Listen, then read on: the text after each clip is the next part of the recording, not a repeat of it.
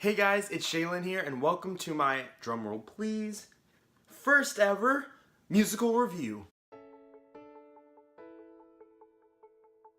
I know I said on my channel a couple years ago that I was going to start doing movie reviews, but I figured, you know what, I love musicals so much, why don't I start reviewing those instead? Anyway, I had the pleasure and the privilege of seeing a wonderful show in New York City a couple months ago, and I'm actually going to tie that video into this one where I was going to kind of make a vlog of my experience seeing that, so I'm just going to do that here along with reviewing the musical itself. And the musical that I'm going to be reviewing is, you guessed it, Dear Evan Hansen. I might be a fan, you know, a little bit.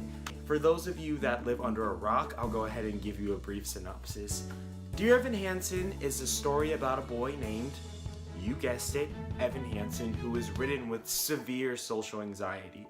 He has sweaty palms and he has a crush on this girl Zoe that he can't talk to, that he wants to. There's a boy at school named Connor that bullies him. They have a brief exchange. Anyway, I'll get back to that. Evan's mom, along with his therapist, asked him to write a letter, Dear Evan Hansen, to himself explaining why he's going to have a great day. You know, to help him build confidence and help him give a little optimism. I don't know what this is on my shirt, but I'm gonna ignore it. Evan writes this letter, but it's not what you might think. He writes a pretty somber letter explaining that he thinks no one would notice if he disappeared, and if he went away, no one would care. That's when Connor comes back into the story.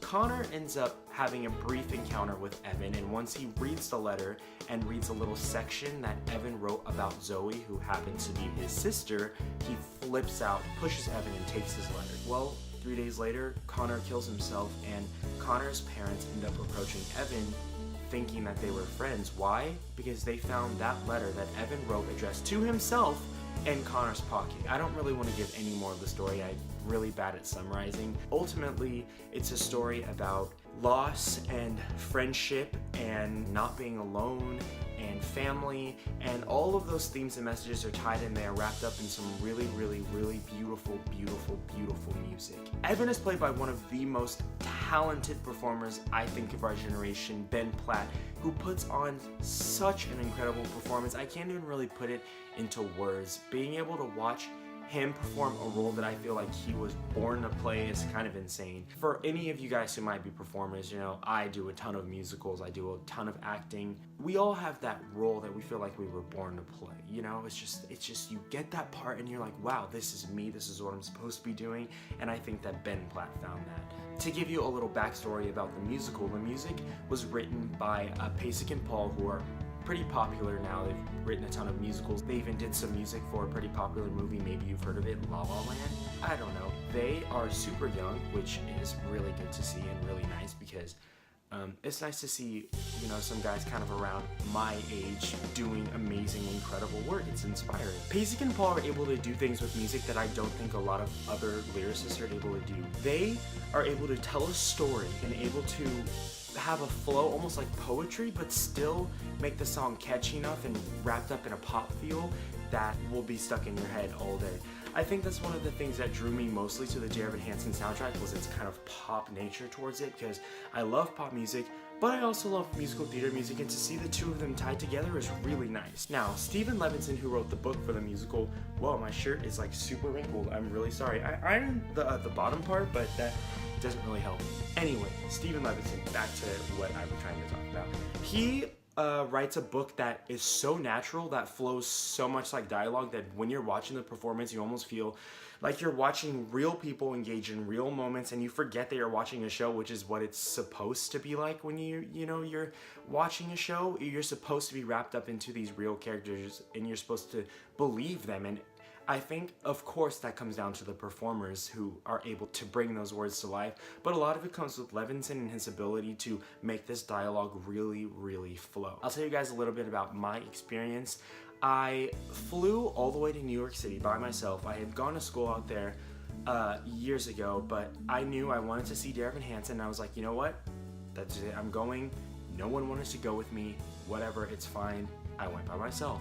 So I flew out there, I stayed with my friend Darcy. And when I tell you I have never been like so anxious and nervous to see a show, like I'm not kidding. It was one of those times where I was like, I couldn't sleep. I was like so excited, and I had a little countdown on my phone, and I mean, I have been listening to the soundtrack non-stop. Guys, I'm all dressed and ready for the show. Boom, boom. I'm so excited, I can't even form words right now. I just got to the theater super early, maybe like an hour early, because I was too impatient and I couldn't really contain myself by sitting in the room anymore. So I went early, and then I waited in line, and I talked to some really cool people who were there for like their 4th or their 5th time.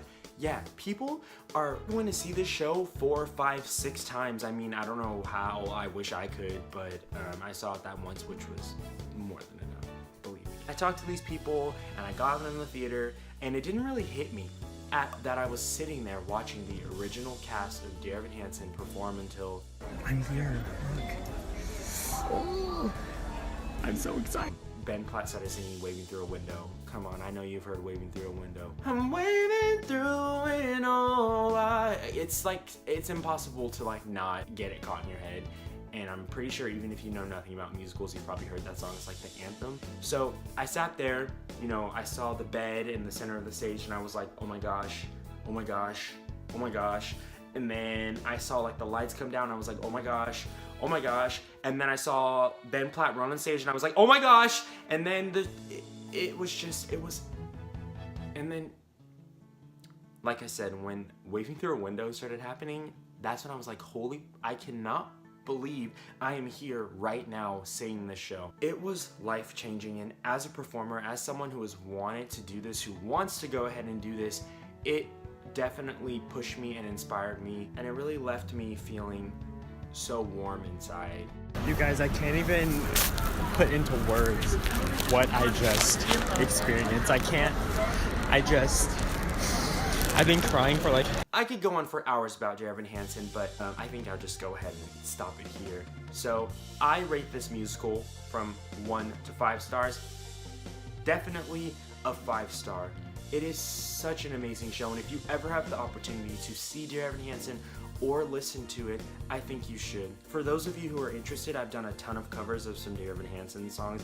I gotta rep Ben Platt, who was like my idol, whatever. So I did some covers, and if you want to see that, the links to them will be below in the video, okay? One of the main messages of the show is that you're not alone, and that no one should be forgotten. And I want to leave this video here with that stuck in your head, because it's true. It's one of the themes that I try and live my life by, and I think that other people should too. Being a good person and being kind really can go a long way. Well, until next time, this is Jalen signing off. I'll see you guys soon.